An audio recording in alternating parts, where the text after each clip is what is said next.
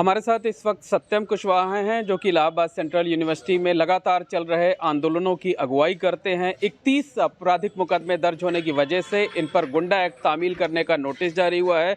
Police commissioner की court में ये पेश हो रहे हैं। सत्यम जी, ये बताइए कि इतने बड़े गंभीर आपराधिक मुकदमे आपके खिलाफ दर्ज हैं, क्या कहना है?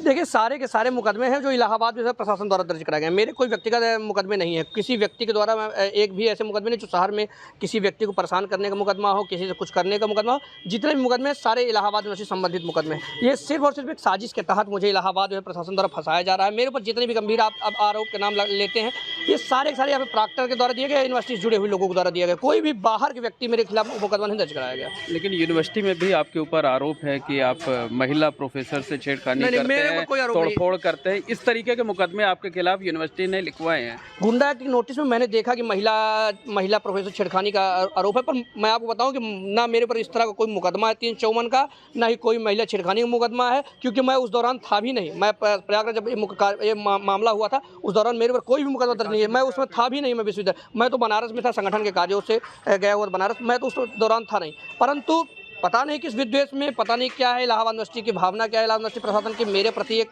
व्यक्तिगत रूप से मैं देख रहा हूँ काफ़ी समय से कि मुझे परेशान करने के लिए, मुझे अपने रास्ते से हटाने के लिए पूरी तरह से ताकत लगा दिया गया है। टारगेट किया जा रहा है यूनिवर्सिटी प्रशासन की तरफ से। जी, आप देख रहे हैं गुंडा की कार्रवाई क्या है, ये टारगेट ही है। ये जिस प्रकार से मेरे खिलाफ पूरी एक सुनियोजित साजिश के तहत इलाहाबाद विश्वविद्यालय के वाइस चांसलर हो, चाहे प्रॉक्टर हो, चाहे अन्य तमाम प्रशासनिक अधिकारी, प्रोफेसर हो, इनको डर लगता है क्योंकि सत्यम कुशवाहा न्याय की आवाज़ उठाता है, सत्यम कुशवाहा सत्य की आवाज़ उठाता है। सत्यम कुशवाहा कभी मैनेज नहीं होता है। इनका ये मानना है कि ये रहेगा तो हम कोई गलत काम नहीं कर पाएंगे। गलत काम करें तो जिन आपराधिक मुकदमों के आधार पर आपके खिलाफ गुंडा एक्ट की कार्रवाई की गई है, उन मुकदमों में तमाम दूसरे लोग भी शामिल थे, लेकिन गुंडा एक्ट का नोटिस अभी सिर्फ आपको ही मिला है। देखिए, मैं बता तो रहा हूँ, मैं व्यक्तिगत रूप से टारगेट किया जा रहा हूँ। मैं सिर्फ एकमात्र ऐसा छात्र हूँ जिसके ऊपर लगातार ये हर मुकदमे में, चाहे मैं रहूँ या ना रहूँ, मुझे ये मेरे ऊपर मुकदमा दर्ज कराते हैं। और आप ये सबूत है कि जो गुंडा की कार्रवाई मेरे जैसे तमाम लोगों को मुकदमे हैं। मेरे कोई मुकदमे में अकेला हूँ ही नहीं। मेरे मुकदमे 7-8 लोग, 6 लोग, 7 लोग उसमें आरोपित है, परंतु सिर्फ मेरे ऊपर गुंडा की कार्रवाई की गई। ये बड़ा सोचने का विषय है। ये किस लिए इस तरह किया जा रहा है ये मैं नहीं समझ पा रहा हूँ। मुझे तो लगता है सिर्फ और सिर्फ मुझे मेरी आवाज़ को दबाने के लिए, एक आम किसान परिवार के बेटे की आवाज़ को दबाने के लिए, और कि जो छात्रों की आवाज़ उठाता है। मैं आपको जो नोटिस जारी किया गया है उसमें ये लिखा गया है कि आप यूनिवर्सिटी के छात्र ही नहीं हैं, क्यों आपका एडमिशन नहीं हो रहा है? देखिए, मैं इलाहाबाद यूनिवर्सिटी से एंट्रेंस दिया था 2021-22 सत्र के लिए। MA फिलॉसफी में मेरा प्रवेश हुआ था।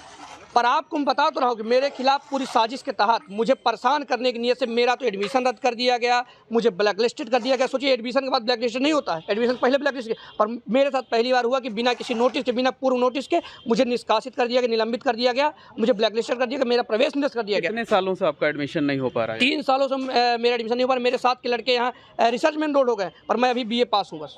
ये सिर्फ और सिर्फ साजिश के तहत हुआ। एक आखिरी सवाल है कि अब आपके ऊपर गुंडा एक्ट का नोटिस तामील कराया गया है, अब आप क्या करेंगे? डर जाएंगे, घर बैठेंगे, या कि जो आंदोलन है, जो संघर्ष है, उसे जारी रखेंगे? देखिए, हम सत्य के सारथी, सत्य की आवाज़ को उठाते हैं। आप मेरे ऊपर जेल भेज सकते हैं, मुकदमे दर्ज कर सकते हैं, आप मुझे कुछ भी कर सकते हैं, फांसी चढ़ा दीजिए, पर क्या सत्य की आवाज़ को दबाया जा सकता है? सत्य की आवाज़ को कदापि नहीं दबाया जा सकता, क्योंकि सत्य की लड़ाई लड़ने वाले लोग पीछे हटते नहीं।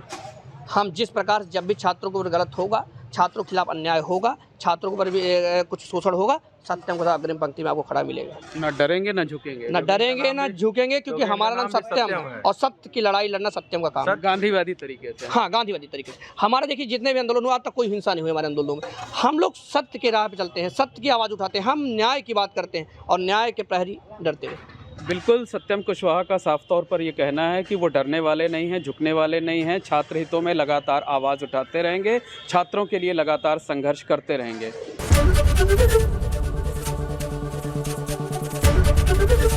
ABP गंगा, खबर आपकी, जुबान आपकी।